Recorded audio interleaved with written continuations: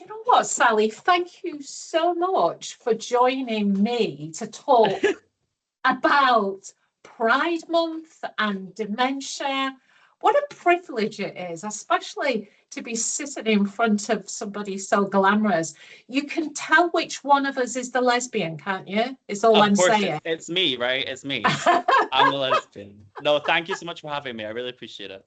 Oh, thank you. Thank you. And you know what we wanted to do in Pride Month this year was we really wanted to talk to somebody about dementia and what it might feel like and what the future might feel like and what our experiences are of that and what a gift it is for two of us, you know, to be able to talk about this. It's such a privilege, don't you think? Completely. To have an open conversation about it. Like, it obviously is Absolutely.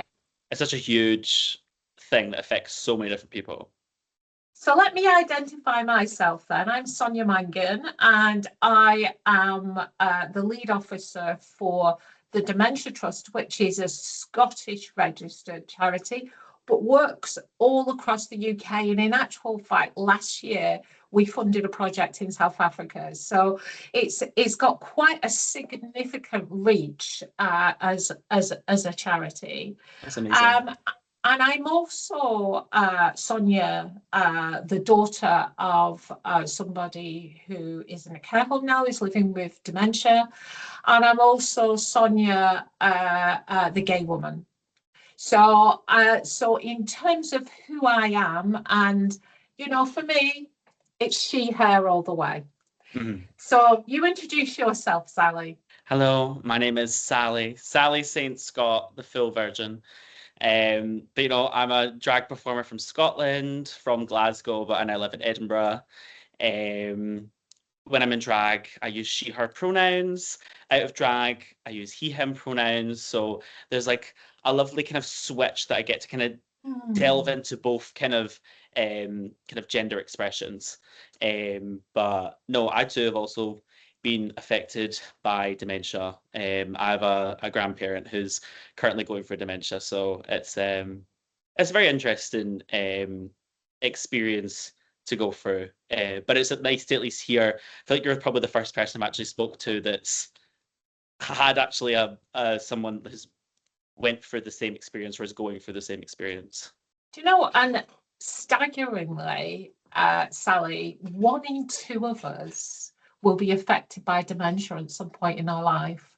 So we're either going to get it or we're going to be directly caring for somebody with it.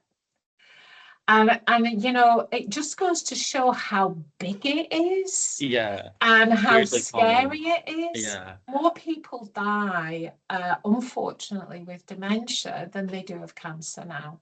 And I am delighted that cancer has made so much progress, but doesn't it really focus your mind on how important an issue it is? So tell me about your experience of dementia with your grandma. Tell me about that. Yeah, so my gran, she'd had a brain aneurysm a few years back, and then kind of from there, just fully hadn't recovered. And we are like, started to maybe get a little bit mixed up and a little bit confused, and we all thought it was linked towards that. But then obviously, a few years down the line, kind of closer to now, they then realised that it was vascular dementia, which obviously, to my knowledge, it means it's a faster deterioration rate. So we've kind of it's been a very very interesting few months, especially this year. Like, she's been in and out of hospital, and it's a lot to kind of take in and just kind of sit with. Oh, Sally, I'm so sorry that you're living with this, and you're absolutely right. Vascular dementia can be sometimes it feels like it's quicker, but it's because it goes in a chunkier fashion, so it's sort of you can be at the same level for ages, and then all of a sudden there's a sweep down. Whereas with something like Alzheimer's, it tends to go in a nice gentle curve. But it is hard when you have that experience of, she was okay yesterday, but today So not It's okay, you it's know? so up and down. It's constantly like Yeah. changing. So you kind of like don't know where to stand with it or like what to expect next. So it's that uncertainty that's obviously just a little bit just puts you at ease and not at ease, puts you off ease, uneasy. Yeah, yeah, yeah. And tell me about, when you think of dementia, apart from your gran, when you think of dementia, what's the first thing that comes to your mind? What's the first thing that you sort of think of? Honestly, I think it's just like a kind of overwhelming feeling of sadness. I think it's that feeling of no matter if it's someone that you know or maybe it's like your someone in your friends, family, or anything like that. It's there. I've never known anything positive to be associated with the word dementia.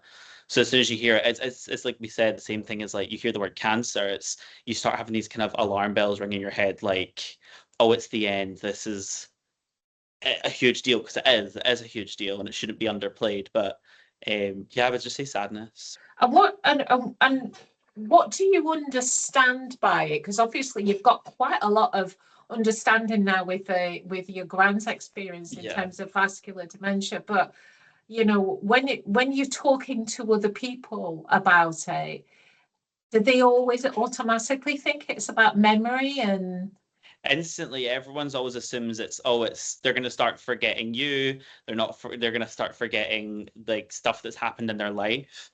But I think until you at least are affected by it in some way or you know someone going through it, I think that's when your mind then is open to more so the reality of it rather than like the kind of expectations of what it would be like.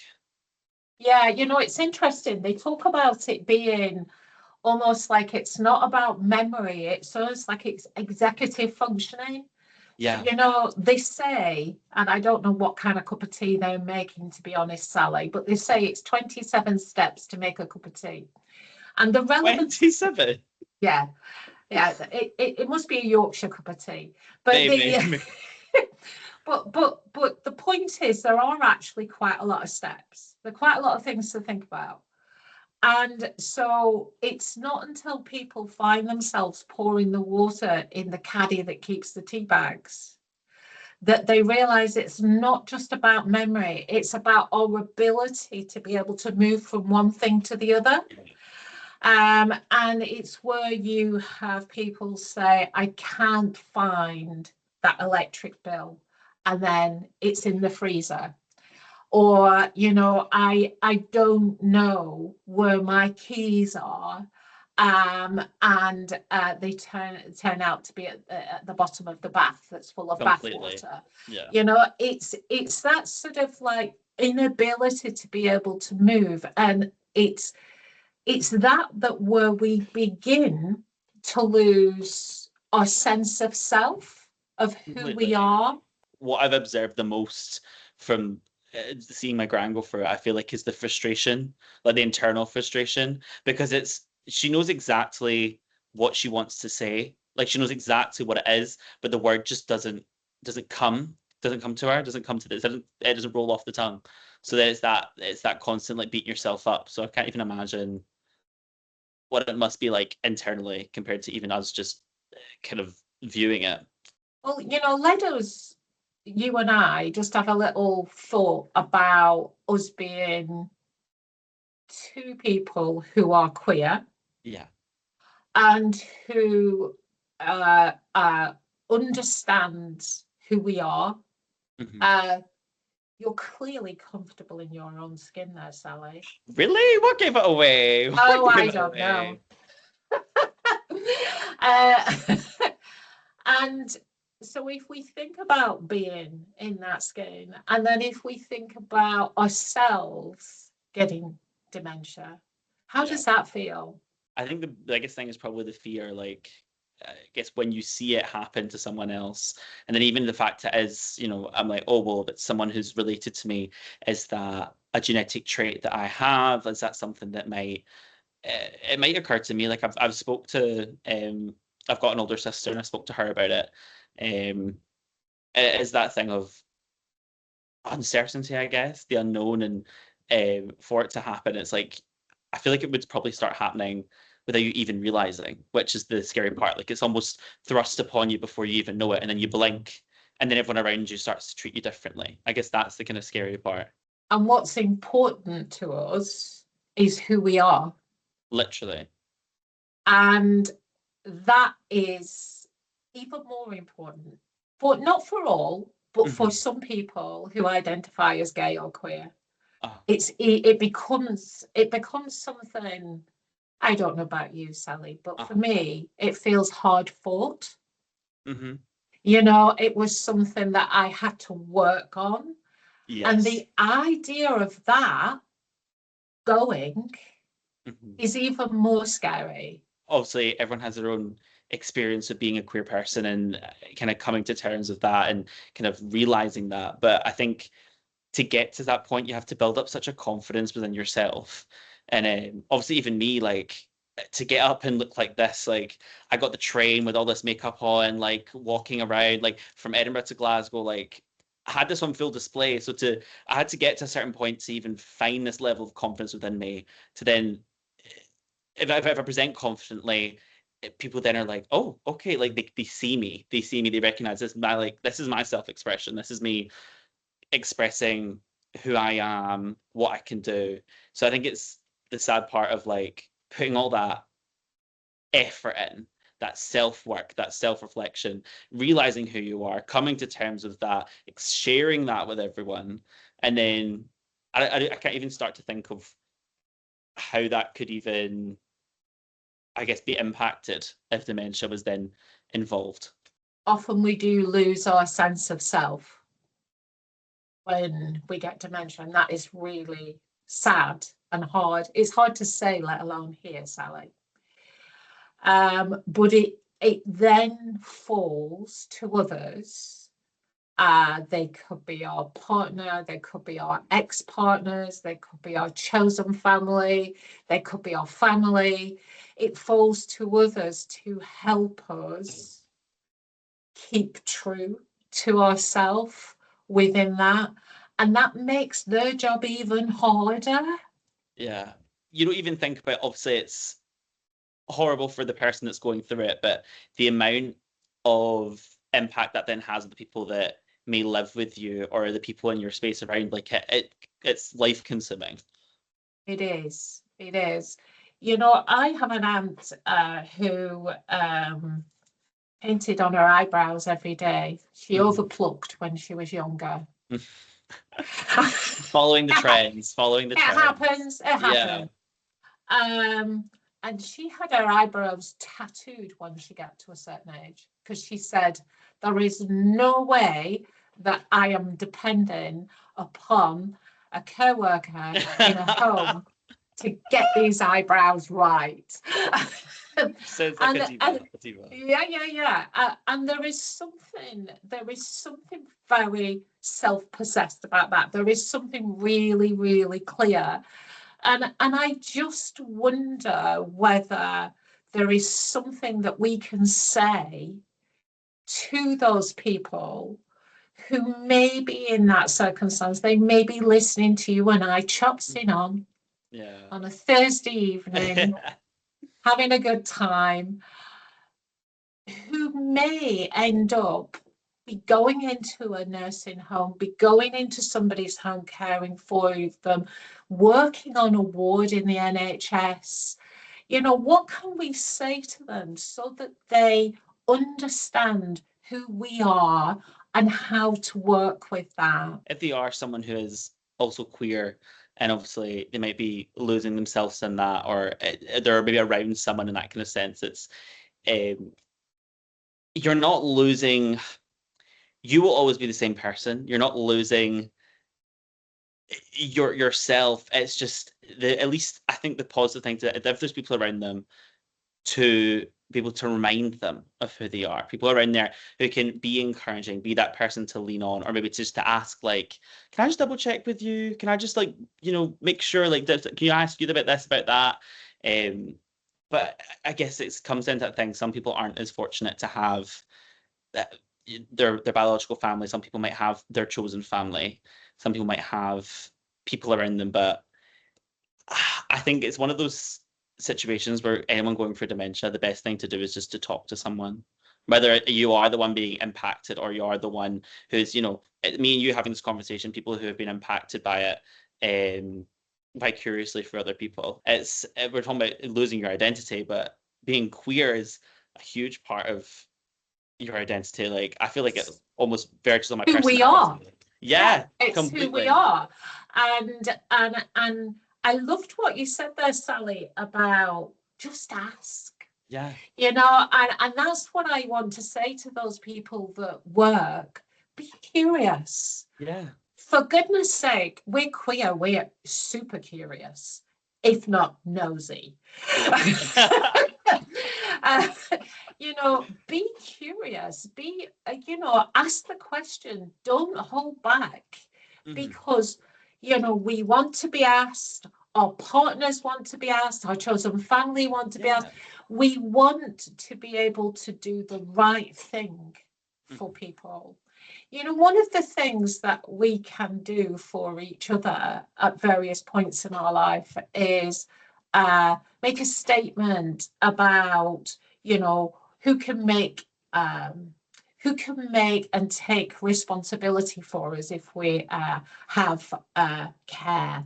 In Scotland, they call it the power of attorney. In England, they call it lasting powers. But that's something that we can do. But the other thing within that is we can also say things like, this is my statement of wishes. Okay. These are the things that I always want. I really, really wouldn't be happy if somebody put me in pink. What's against pink? What's wrong with the colour pink? You know, let's go back to the difference between you and how you and I. To be fair, I wouldn't say pink's my favorite color either. So it's okay. I'll let you off. It's not my favorite color, so you're okay. But you know, leave off the frills, leave off the lace, leave off the pink. And you know, I can't imagine that I'm going to be picking away at it if I have dementia, but at the same time, I don't want to think that somebody would do that. Exactly. You know, so there is something about us taking responsibility as well. Yeah, I feel like you don't think about it and people put it off because it's such a horrible thought to think. But at the end of the day, due to it being so kind of common, it's unless conversations like this are happening, people aren't really gonna be stopping to think, oh, I should sort my power of attorney. I should sort this. Like, I should put these things in place, because especially like I'm 22 just now, so like I think you think of these things of like a will and what are you leaving to who and who do you want to organize. You don't even have that cross your brain because you're like, oh, that's not going to be me. Oh, I'll be fine. That's years then. That's decades away. But you literally have no idea what's around the corner. You really don't know what's around the corner. And I want to assure you about something, Sally, that vascular dementia happens as a result of some kind of brain accident. So normally a stroke or an aneurysm or something like that. So for you, in terms of keeping healthy, don't vape or smoke. Don't worry. I'm a singer. I can't be ruining this throat. No, I can't ruin the vocals. No. Try and eat healthy and try and get your brain moving, learning lyrics, reading a crowd, knowing when to say what, knowing how things drop with people. This is really, really good exercise for that big muscle that you've got, you know, in between your lugs. It really, really is. And so that kind of stuff, as continuously stimulating yourself in terms of that, is really, really important. And so you're doing all the right things. So I want you to reassure yourself about that. But I also want to send that message to those people who may be watching, who are really working with people with dementia now. It's actually try and find out that little bit more about the person that you're working with, because they may well have been gay. And let's face it, if you're a gay man who is over the age of 75 in the UK and you're living with dementia, the chances are you had quite a tough time when you were a teenager. Completely. A horrible time. And let's face it, you lived through HIV, AIDS, you lived through your friends dying. Let's have a bit of respect for those people that have gone through that and try and make sure that we understand not just who they are in the, in the way in which they present, but who they are, at their heart. And that's really, really important. If people could do anything for us this Pride Month, it would be curious, darlings. Please, I completely. I think that's a lovely, beautiful message to put out there. Well said. So thank you. My mum is only 17 and a half years older than me. And I'm 61. And at the moment, for me, it feels ever present in terms of thinking not just about her, but thinking about myself. Completely. Because when I say 17 years to you, and you said you're 22, that's no time at all. It's a blink, literally. It's a blink. It's a blink. And so if you think about it, I'm constantly thinking about, what do I need to do to make the most of who I am and what I am right now? Because it could happen. I feel like in a weird way, it's almost seeing that is almost like a motivator. Like it's a huge motivator to just grab life by the balls. Like don't waste it. Like at the end of the day, it's you go through these life-changing experiences, dementia being a horrible one, but at the end of the day, it's what you then choose to do. It's spending the time with your loved ones or spending the time with that person that you know, or if someone you know is going for a hard time, sit and invite them around for a coffee, have a cup of tea, have that 27, 29 step tea from Yorkshire, have those interactions. At the end of the day, even us just sitting down here and having an open conversation about it puts me at ease, so thank you. But even that, if someone can then listen into this conversation and feel like they're sat next to me here or here and they're joining in, and it's made them feel a little bit better, a little bit more at ease, feel like they're not alone, then we're doing the right thing. We are doing the right thing. Yeah. Sally, thank you so much. You are such a superstar. I've adored talking to you. It's not just been, it's been such a joy. Thank you so much. And thank you for supporting the Dementia Trust in this way, because the more that we can make people aware of dementia and the fact that it impacts everybody. Exactly. And there is a lot of bodies in this world, and there's a lot of wonderful diversity and richness, and I personally think that's a joy in life. And what we want people to do is be curious about who you are working with. Exactly. Yeah. Completely agree. No, thank you so much, Sonia. I really appreciate it. Thank you. Thank you.